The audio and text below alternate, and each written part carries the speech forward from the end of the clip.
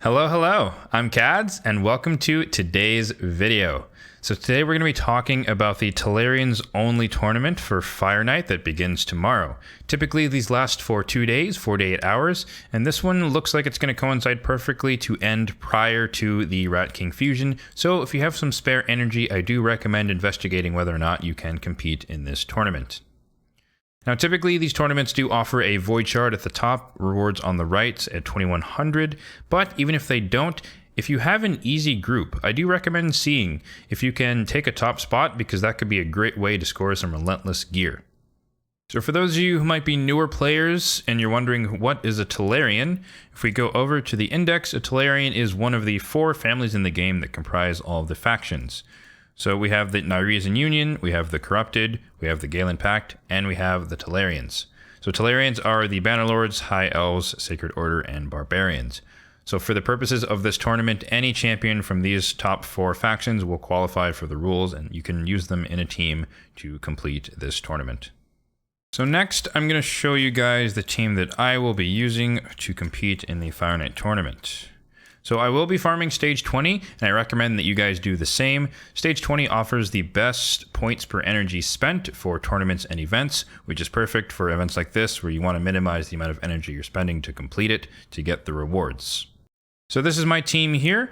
I have Deacon Armstrong in the lead. We have a speed aura, and he provides decreased defense and turn meter control with a little bit of leech. I don't really need that for this fight, but it is there if someone needs to heal up.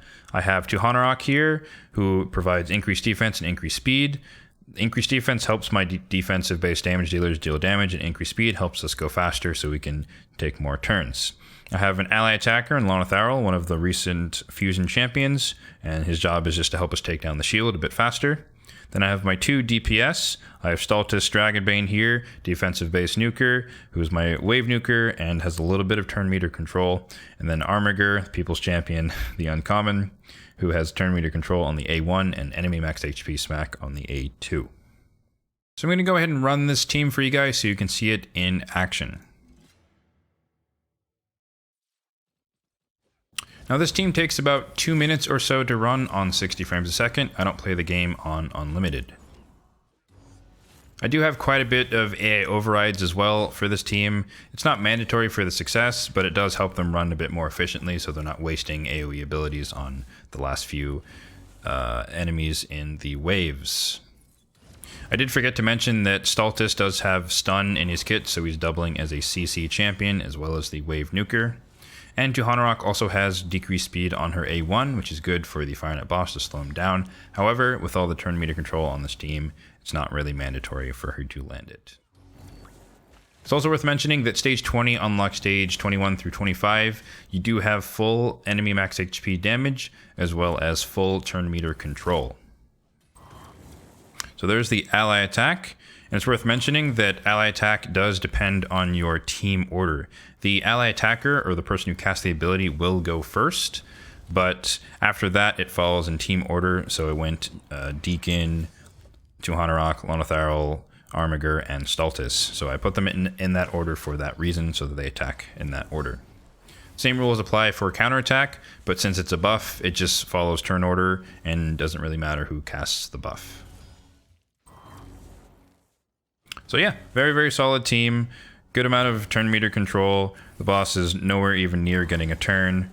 And we have a lot of strong buffs as well. Increased crit damage and increased defense for the 2 defense-based damage dealers. Makes it very strong and very reliable. So here we go. One more Armiger hit should do. Oh, nope. Tuhanarok steals it. There you go. So 142. So yeah, sub 2 minute team, stage 20. Pretty quick, and this will definitely function for the tournament. Now, for those of you who are more in the early game, I did create a more early game type variation here, which I'm not going to show, but it does also succeed, and it takes about twice as long, somewhere between 4 and 5 minutes. There's not really a wave DPS here, and we have ally attack with Ferric and the Fat. We have our 30-day login reward champion High Katoon, so that's our increased speed, a little bit of turn meter control, and decreased speed on the A1. We still have Armiger in there. We have War Maiden, farmable rare with decreased defense as our debuffer, and we have your 6-month reward with Sill of the Drakes for CC and control. So yeah, this is more of the earlier game variation of it with 4 free champions, and if you have Ferric the Fat or some ally attacker, that will do. Okay, so now I'm going to show you guys those 5 champions I used for my team so you get a better idea of how they worked. It's worth noting that I didn't change any of their gear. They worked as is, and just the synergy is what was able to beat the dungeon.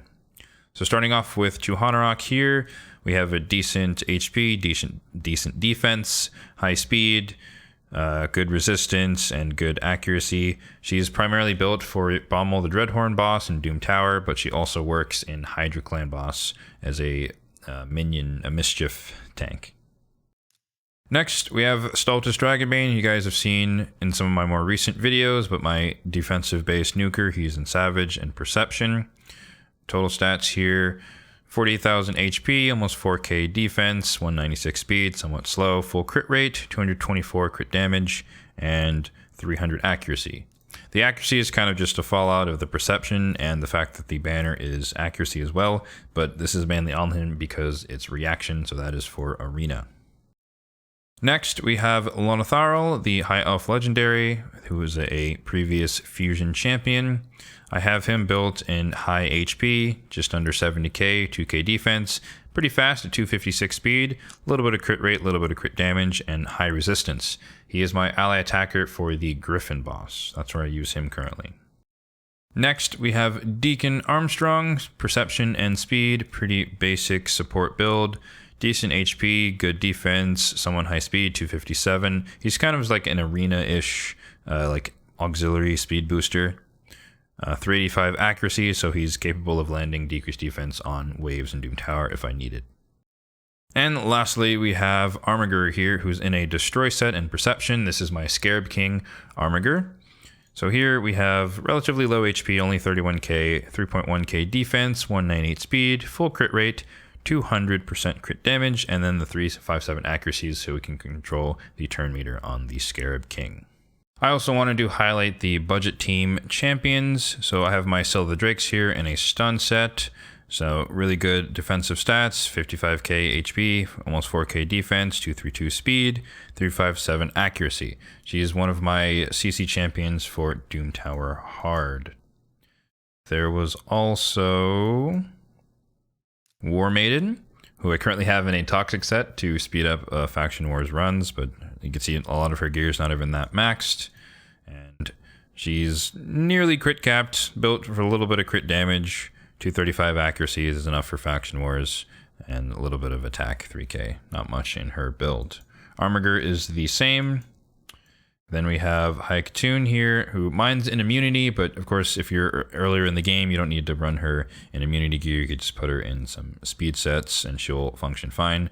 But mine is somewhat supportive, not maxed out just yet, 245 on the speed, and not even enough accuracy to land the decreased speed. And that's not necessary, but if you are building her and you are using her, I do recommend giving her at least 200 accuracy. And lastly, I have Ferric the Fat here, who's in a budget reflex set. Really low on the HP, he is a 50 as well. 200 speed, full crit rate, a little bit of crit damage, and 200 accuracy. So just enough to kind of do the job. Now, of course, a lot of you won't have the champions that I'm using on my team, so we're going to talk about some substitutions. Now, I will be covering legendaries as well as epics and rares because I don't abide by the philosophy that free-to-play just means no legendaries. Even if you're free-to-play like myself, you're eventually going to pull some legendaries. So it's worthwhile to talk about the ones that are useful in case you have them. And if you don't have them, then just focus on the epics that we're going to talk about. So let's start with the Bannerlords. First off, we do have Septimus, who is another enemy max HP champion who can do more damage than Armiger can, albeit on a longer cooldown. Worth mentioning, Rhonda, our current login reward champion. She's not the best affinity for Fire Knight, but she does offer a couple of triple hitters, so she can help you get the shield down, and she can be a little bit of wave DPS when she doesn't weak hit. Also worth mentioning, Baron, if you're lucky enough to have him, he does have Sky Piercer, so he can ignore a lot of defense, and he can be your wave DPS. Now looking at the epics, we have Archmage Helmet, who again is bad affinity like Rhonda, so he's not going to be super reliable, but he can stun on the A2, and he does provide good buffs of increased speed, increased crit rate, and increased crit damage. You also have one of the MVPs, Stag Knight, if you're lucky enough to have him, who has decreased attack and decreased defense on a 3-turn cooldown, 100% chance to land when you have the Sniper Mastery, and also decreased speed on the A1. Honorable mention is Giscard the Sigiled here, who does have a Provoke on the A2, 75% chance to land, but he does also provide some good buffs, increased defense, and increased attack on a 3-turn cooldown, which is pretty sweet. He also has decreased attack on his A1, and if your team is squishier and dying, Ursula the Mourner is a great reviver, although she will use this on auto, so she might not be as reliable when your allies are actually dead. But nonetheless, if they do die and this is off cooldown properly, she will revive them with a ton of HP, increased defense, and strengthen for 3 turns. She also has decreased attack and increased attack, and a little bit of turn meter control on the A1. However, she is a reader, so be warned before you book her. Next, we have the High Elves, and there are a lot of potential candidates here. First, I do want to mention Shiramani. She does have the AoE freeze, so that can be one of your CC champions. She also does have a decent heal on the A2 and more freeze on the A1. If you do have Basilius Rowanus, he does have a 4-turn cooldown, 100% stun, so that's a good CC option as well. Deliana, one of the recent login champion reward champions. She does have AoE on the A1, so this is great in a stun set if you want to use her for CC. Also provides the leech debuff so your team can heal if they need that. She also has another AoE here that places block buffs, which is another chance to stun if she's in a stun set. One of the queens of this dungeon is definitely Lysandra.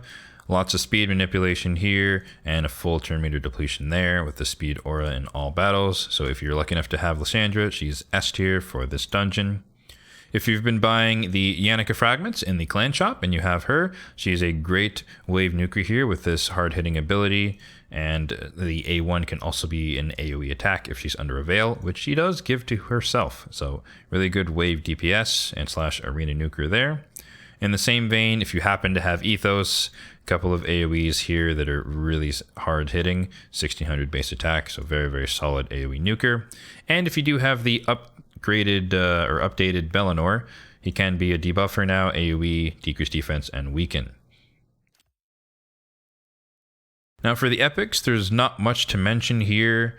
For the higher levels of Fire Knight, you have Royagard and Tyrell. Royagard is another enemy max HP champion, and he does have decreased speed on the A3, decreased defense on the A1. He's negative affinity for stage 20, but if you are doing the higher stages, he is really good for that.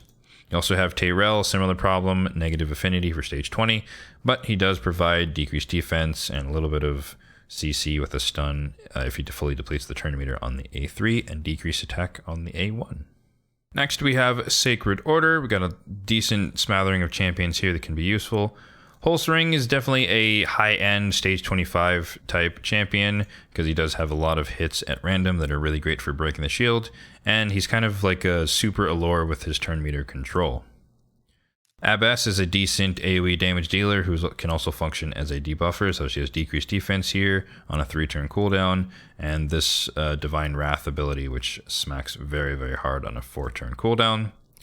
Honorable mention to Martyr, who can be a CC champion with a chance to provoke and place decreased attack, but also she provides the counterattack that you could use to break the Fire Knight shield. That strategy works by letting the Fire Knight take a turn, he hits your team, they all counterattack, and all of those hits count towards reducing the hit counter on the shield. Decreased defense on the A1 as well. If you have Cupidus, he has a decent AoE hitting or hard hitting AoE ability here with places HP burn. Also a really hard single hitter attack here that will give him increased attack. And of course, he's well known for the AoE A1, so another stun set candidate if you want to run him that way, or you could just build him with damage and just have him spam the A1 and A2 and whittle the waves down. Bevald of the Thorn, if you guys have him, was a fragment summon champion who's great for control. He has 2 ways of provoking on the A1 and on the A2 here, and this is an AoE, also brings the leech if you need to heal your team. And he can also heal and place a shield on your ally, so he can be a CC/protection and healing support champion. Very strong if you completed his fragments. Sir Nicholas can be your wave DPS since his damage cannot be reduced by decreased attack or decreased defense. And he can place a shield on all allies. He also has unkillable and continuous heal if your teams are subject to dying and you don't have a reviver, if you're lucky enough to have Sir Nick. Venus, of course, well known for her decreased defense and weaken ability, but also AoE HP burn, so she can be a debuffer. Cardiel, if you're very, very lucky and you have him, he's another ally attack champion here with crit rate and crit damage, but he also does have a cleanse here, block debuffs, and revive on death that cannot be removed. And Constantine is a decent AoE damage dealer who could be your wave nuker with his AoE attack.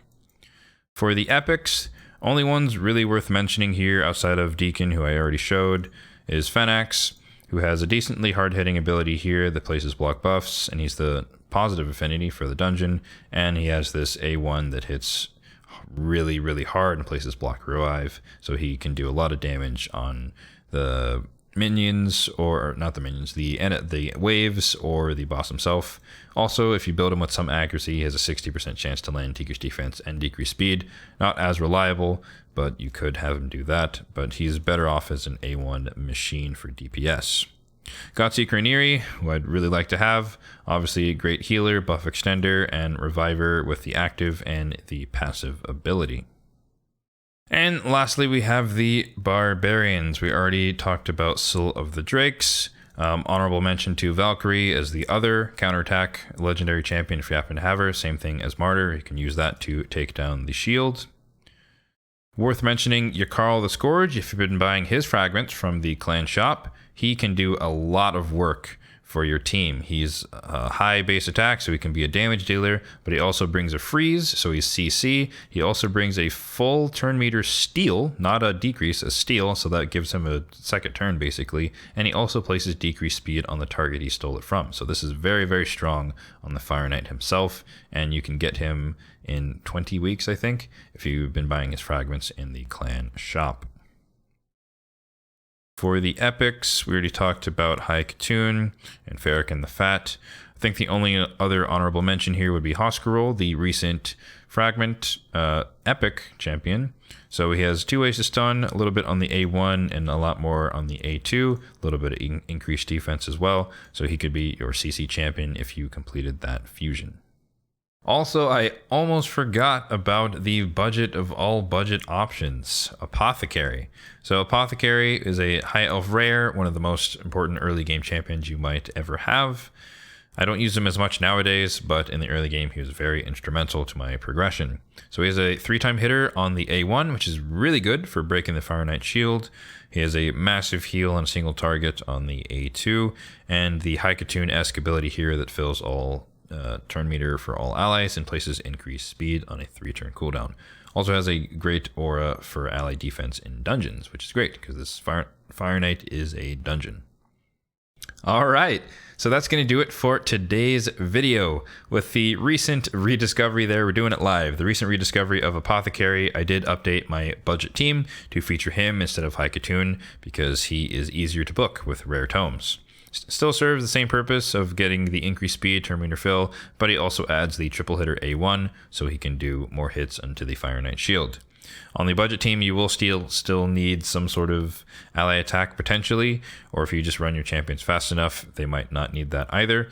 But you can just fill that spot with some other DPS champion who happens to have a triple hitter or double hitter on their A1, and that might suffice as well. So yeah, let me know what teams you guys are going to use, and if you're going to compete at all, I recommend trying if you do have an easy group, because it might be worth it, and you can get some Relentless gear, which is definitely hard to come by as a free-to-play, let me tell you. Thanks for watching, and have a good one.